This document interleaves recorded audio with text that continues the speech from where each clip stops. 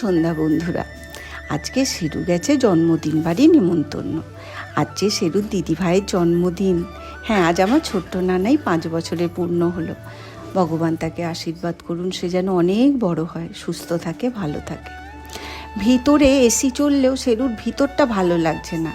বাইরে আমার সঙ্গে আর ওর মাম্মামের সঙ্গে বেশ ভারী উপভোগ করছে জায়গাটা, কিন্তু মাঝে মাঝে ভিতরে যেতেও ছাড়ছে না। তাই পাপার সঙ্গে মাঝে মাঝে উপর 2তলা 3তলা সব ঘুরে আসছে সে। এই হলো শেরুর দিদিভাই, এরই জন্মদিন। এর নাম আরাধ্যা। দেখো, এটা শেরুর খুব প্রিয় মানুষের মধ্যে একজন। আরও একজন আছে শেরুর দাদাভাই, তার সঙ্গে আপনাদের আর একদিন পরিচয় করাবো। এটা হলো আমাদের পরিবার। অনেকে আছে, অনেকেই নেই।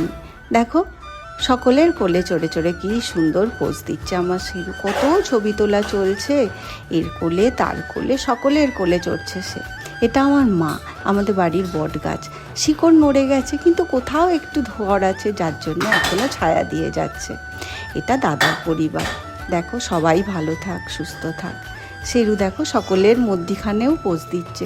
তার মুখে হাসি নেই, কারণ তার হাতে একটা চকলেট দিদিভাই দেবে বলেছে, এখনও সে আসছে না।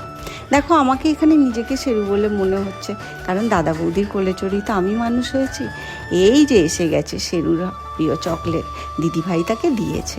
সেই চকলেট পেয়ে শেরুর দেখো পোজ দেওয়াই ভুলে গেছে। যাকে যাক, মাম্মামকে নিগে দিদিভাই, আমার হাতে তো চকলেট আছে, চকলেটটা ছাড়া যাবে না।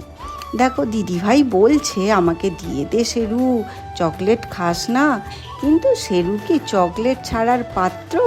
চকলেট পেয়ে তবু সে ভালো ভালো পোজ দিতে শুরু করলো।